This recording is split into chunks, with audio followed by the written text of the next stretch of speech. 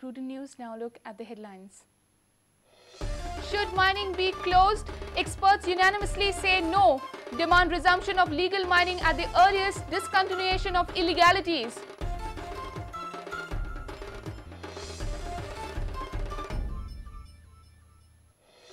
Government should formulate a policy to stop extortion of tourists by imposing exorbitant tariffs on them by many tourist businesses, demand experts.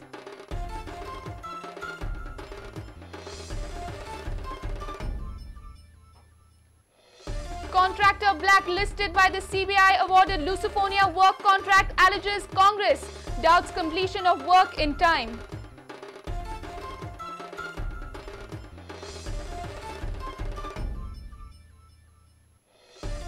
Four persons die on the spot on Friday night on Mumbai-Goa highway after a Goa-bound bus collides with a trailer. Injured Goans admitted to the GMC.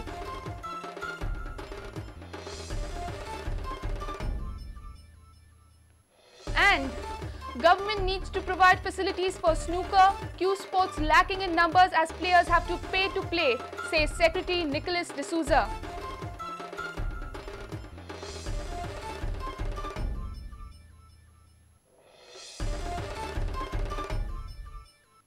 Now news in detail. Resume legal mining immediately was the demand that echoed during a seminar at the International Centre of Goa on Saturday. Mining experts also demanded to root out illegal mining from Goa. Speakers advised that once mining resumes, every stakeholder should ensure environmental balance and compliance to rules and regulations. Seminar at International Centre of Goa at Dona Paula discussed mining issue themed "Should mining be stopped completely?" Seminar also discussed the economical impact of mining ban. Majority of the speakers supported immediate resumption of legal mining in Goa. They have also demanded a clear-cut policy on mineral excavation. Three things you need to do. You need to have a detailed exploration for which you know up to where the ore exists in existing area. I'm not talking new areas. Let's complete existing area which is broken open. Like we need to have a clear roadmap for the existing area. You have a clear mine plan, how you are going to exploit the mine. Third, we need to have how we will rehabilitate that area. Because today the situation has come, when suddenly mine closed, we don't know what happened to that land. We don't know what will happen to the agriculture field which are surrounding the mines. We don't know what the employees going to happen. So we need to have this mine, particular mine, will be closed maybe 10 years down, based on the available reserves, available geology and mining method. The consensus was that, the mining has to be started, the mining has to go on a sustainable mode. It cannot go on as it had earlier been on a rampant mode, or there should be no exploitation as such. The extraction of the mining resources has to be on a sustainable basis, and there has to be a capping. Now, who is to decide on this capping is a million-dollar question. The government should take a very stern step on this. There has to be strict measures so that the ecological balance is maintained. The flora and fauna is also taken care of. The nature has to be protected. Mahesh Ghadi with Omkar Farari for Prudent. Tourism experts have demanded for a concrete tariff policy for Goa so that no tourist is looted in the guise of tourism industry. Cardozo has highlighted importance of tariff regulatory body to control the mafias looting national as well as international tourists. He was speaking at a seminar at International Centre at Dona Paula. Tariff policy is very important. If there was no tariff regulatory authority in sectors of insurance, mobiles, etc., there would be chaos. And that's what is happening in tourism, because there is no tariff regulatory authority. When I say tariff regulatory authority, it's not only for hotels, but for all aspects of tourism products. Activists who are ill-informed, who are ignorant, who are politically driven, stooges of politicians, stooges of Western commercial interests, also kill tourism. ICG had organized a seminar on tourism and its effect on Goa. Advocate Yatish Naik of Billion Citizens Forum pointed that over-dependence on beach tourism will backfire.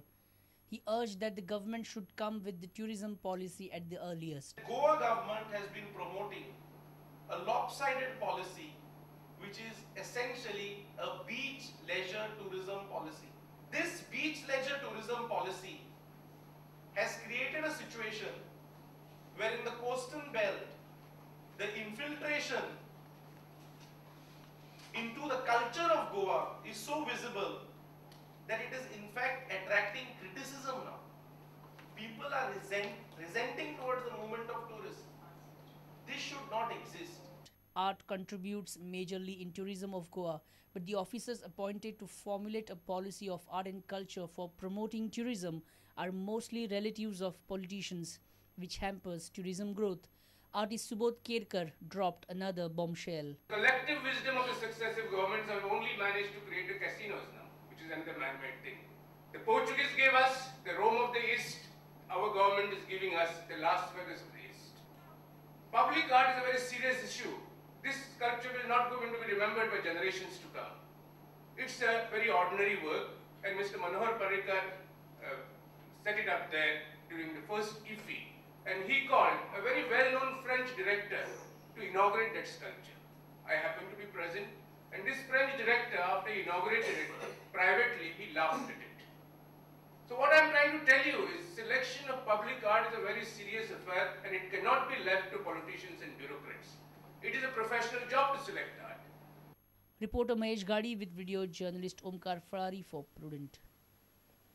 Congressman Alex Reginald has alleged that a tainted company blacklisted by the CBI and Commonwealth Games scam has been allotted the contract of laying tracks for Lusofonia Games. MLA Reginald alleged massive chaos, corruption and haphazardness in the Lusofonia Games scheduled in the first week of November in Goa. He also expressed doubt whether the work will be completed in time.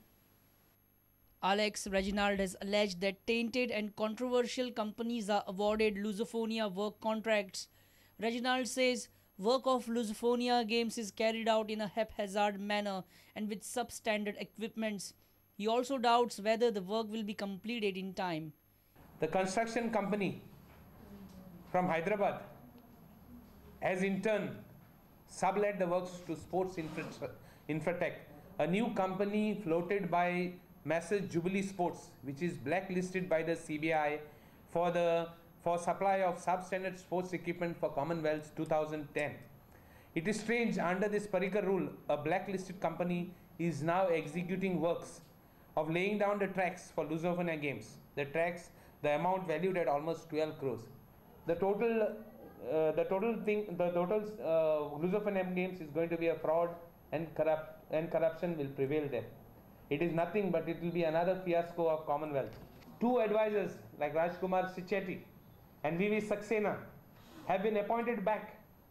These were the PAs of the then Minister Suresh Kalmadi.